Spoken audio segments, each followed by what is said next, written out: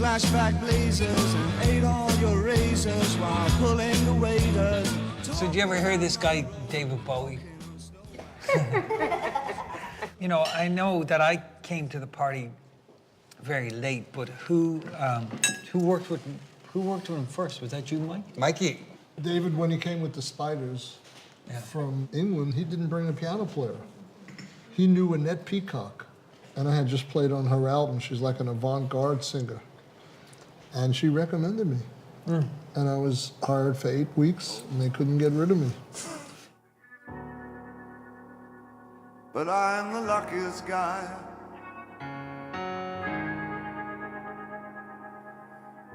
Not the loneliest guy in the world. Earl joined the band, which would have been about 2 years after I joined. Yeah, it was. It was like 1974. I thought, why do we have a 14-year-old guitar player in the band? Who is And I this was guy? going, what am I doing with all these old men? Yeah. I'm serious because I was, what, 22? Maybe less, no? Just maybe 21 or 22. Tony Newman was on drums. He was over 30. That's right. You were almost 30. Yep. Right? 29. DB was 5 years older than me. So I'm like looking at all these old dudes in the band, but now like I'm the old dude in the band.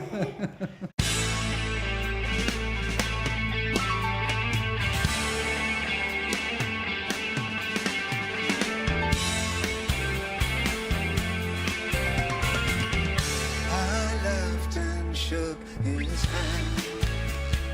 Made my way back home. I searched for the land. For years and years I know. I gazed this land. And all the millions here. We must have done in love a long, long time ago. Sterling, you've been with David a long time. Yep. How did you? The lineage is when I met Dennis Davis in '78. So, And he lived in my building. you lived in your building? And he was going to do a gig that night. And how old were you? 14. 14. That's And he, he had a stick bag, and I was like, I just started playing drums, Where you going? He said, I got a gig tonight. I'm playing at the Garden. You want a ticket? And That's it? That was that was it. it. He was playing Madison Square I Garden. was going this way, and then he just went. And he never looked back. Really? He never looked back. No, that was it. Sometimes you get so lonely. Sometimes you get nowhere. I've lived all over the world. I've left every place. It was the future. It was like the 80s in 1978. The way he dressed, the way the music sounded, the fusion of having this New York band and having like this kind of R&B thing against this European thing. And so by the time the 80s came, I think everybody picked up on that. Please be mine. Share my life. Stay with me. Be my wife. I was going to ask Catherine her experience of meeting David. I was told he was looking for someone to sing backup vocals and play simple keyboard parts. Right. So that was the job description, which ended up turning into a lot more than that, which was great for That's me. right. Because in this band, I got to do everything that I didn't even think I could do. Ziggy really sang. Screw revise, screw down hairdo. That's in cat you can. But your singing is so incredible, Catherine. Incredible. I loved singing with David because he liked to holler. Yeah. So it was nice, station to station. I got to, that vibrato. Oh, Yeah. Is there life on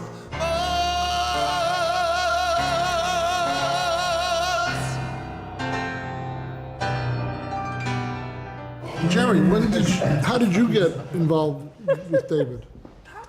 What was the connection? I got introduced to David through our good friend Mark Platty, who's an amazing producer, and he was David's MD at the time.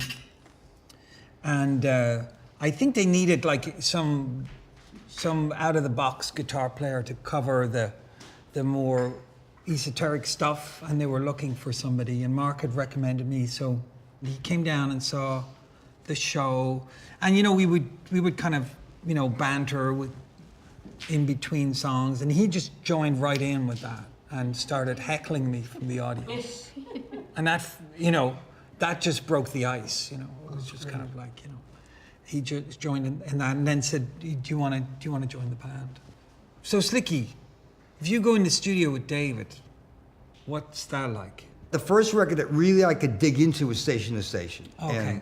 But even at that, the recording process with David wasn't a whole lot different than putting something together live, because the song would be thrown out there, or whatever it was, whether it was in the studio, it could be halfway finished or almost finished or finished, he would still want that input of what I was hearing.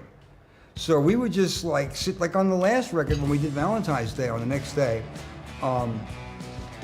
it was pretty much the chord changes and some of the lyrics were there. And as soon as he played it, I said, damn, that's Kinks. That's totally Kinks. So he said, go for it. So if you listen to the record, you'll hear my rhythm. It's very Waterloo Sunset, my electric rhythm under there. Valentine told me who's to go.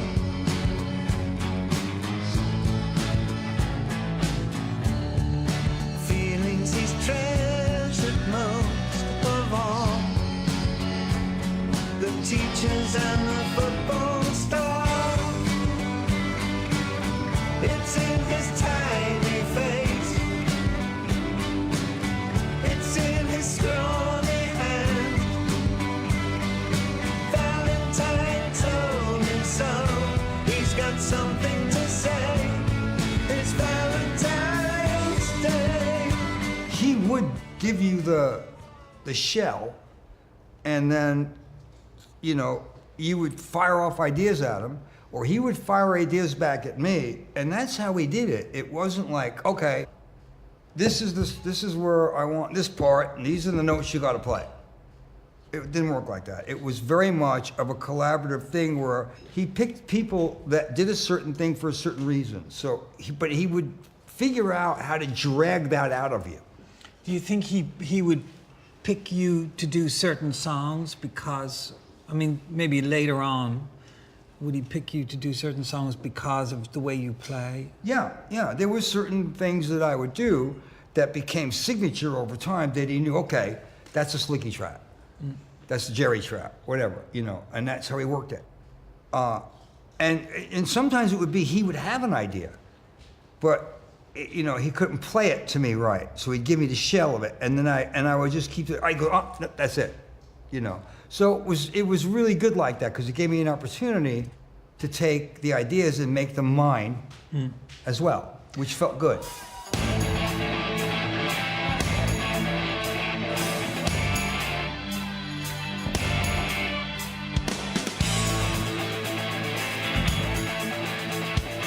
Mikey, what do you take away from recording with David?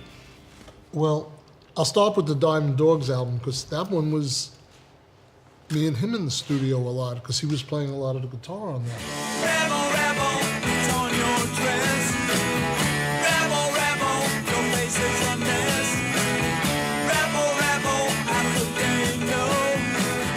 Hot tramp, I love you so. But the one that obviously my contribution was the greatest was Aladdin Sane album, because he had just done a lot of heavy guitar stuff. And of course the whole Ziggy album was Mick playing this amazing guitar. And it switched it over to sort of piano being the lead on that album. But again, his great ability as a producer pulled out those piano parts from me. And one of the things, because I realized the magnitude of an artist he was, and I thought to myself, if he could play the piano as well as I could play, what would he play? So I used that as a model to play that title track album. And then since he liked jazz and he played saxophone, we had a lot of discussions about Charlie Mingus and Stan Kenton. When I did Time, I used an avant-garde kind of stride piano playing from 1920s. And then on Lady Grinning Soul, he wanted this romantic Chopin, Rachmaninoff kind of a Liszt, Franz Liszt thing. So every ability that I had practice, it was like he pulled out of me. It was like everything I had practiced the prior like 10, 15 years, 8 hours a day, went into that album. He was like kind of mining your abilities and your styles. And If I didn't like him, I'd call him a spiritual vampire. But it was just this ability to psychically get into my head and pull out the best that I had. He just had this gift. It's like a third eye ability or something, and it would just, the notes would find me. I didn't even have to find the notes.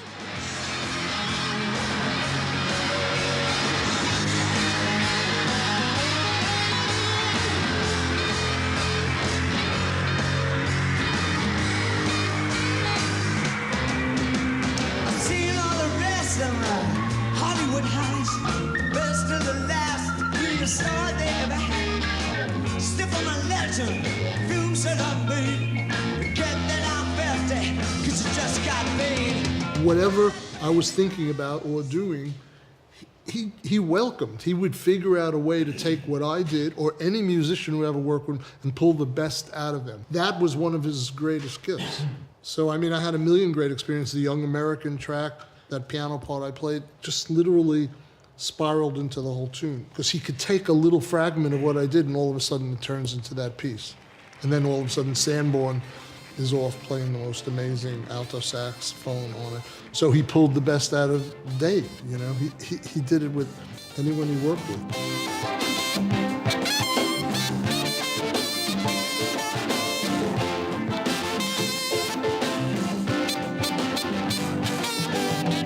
Puts her down behind the fridge and lays her down. She frowns, gee, my life's a funny thing. Am I still too young? He takes her hand and bear. She takes his ring, takes his babies, takes her minutes, takes her nowhere. Heaven knows she'd have taken anything, 'cause all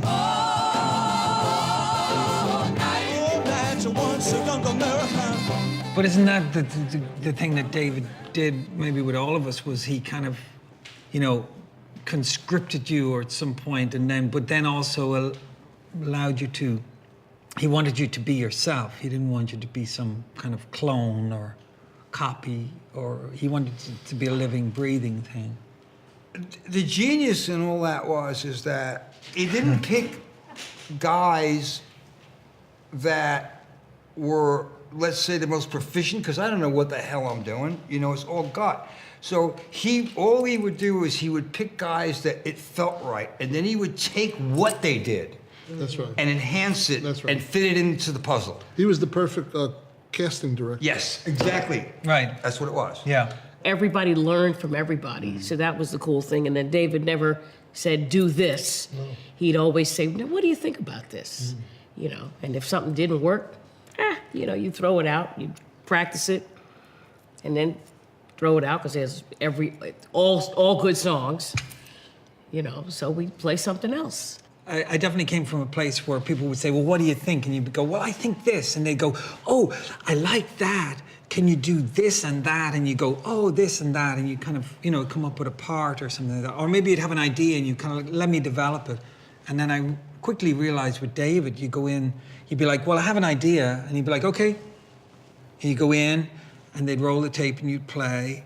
And then you'd be like, what do you think? And be like, yeah, great, come in. I'd be like, no, that was the idea. Can I develop it? And they were like, no, you're done. That was it. Yeah. And thank God that he understood and worked like that, because, I mean, I would just come in and slam something down, and if it felt good, we were done. Yeah. And that was, I love that. Yeah. Because, I mean, for me to do 3 takes on something, by take 3, it was shit. Right. Because I'd start to think. Right. And when I think, things go very sideways. Did you have a different experience recording with David than you would with other people, or? Well, yeah, the same thing. I mean, I did a tune or two on Reality, Yeah. and I didn't know I was finished. It's the same kind of thing. Okay, me and Gail went in, Yeah. sang some backing vocals. Okay, great. And I thought, I don't know how that was. Was that okay? Because I'm so used to, others that I've worked with, where you spend all day long trying to get something Right. perfect, perfect, and then then they say, take a break. It's not there yet. So David was just the opposite. We were, it was very relaxed. He wanted things to be kind of impulsive, or your first thought, best thought kind of thing. I would say 80% of everything I recorded with David was based around comedy. Like we would watch The Office, the Ricky Gervais's The Office, and Sure. just laugh, and then okay, let's go take a take. Yeah, a lot of it's just comedy for me. That's what I remember the most. It's just all the funny stuff going into recording. I've never done good things. I've never done bad things. I never did anything out of the blue. Where are we now? I mean, David's passed. And is there anything worth saying about the way we feel, or where we think we are now? Any thoughts on that? Mike, have you any thoughts on that? It's still surreal. Right. It's still a bit raw. Yeah. Yeah. Because we were saying, after, and I thought I was alone in this, after the last tour, we didn't think we were done. We just thought we were going to go back out eventually. And we're still know what I mean? So kind of it's feel kind of- like in that holding pattern. Waiting for the call. Waiting for the call. Yeah. What do you Yeah. think, Slicky? There is this weird thing that I'm just going to get an email. Yeah. I know I'm not going to get an email. But this is odd, because for the last few years, I'm doing my thing, he's doing his thing. We're all doing our own thing separately, and you don't see them, but you're emailing and stuff, and so Right, so there's it's not always- like I saw him last week or anything, you know what I mean? So that makes it really, really odd. If there was a word or a phrase that you would say you remember David by, Wow. Renaissance man. nice. I tell you, if I could, double-edged sword. It was always a double-edged sword. For 42 years, it was a double-edged sword. And that's me just being dead and honest. Best life lesson I've ever had. Sterling? You said Renaissance, man. So I don't know, You could the say dude it again. transcends things. I mean, you hear the music and it takes you places, and He was a teacher, Who's the teacher? because the best teachers get the best out of you. he was And a you're- university. Yeah, I would there it say. is. He's a university. Now you just formed a cult. Thanks. We want to join. Bowie, you.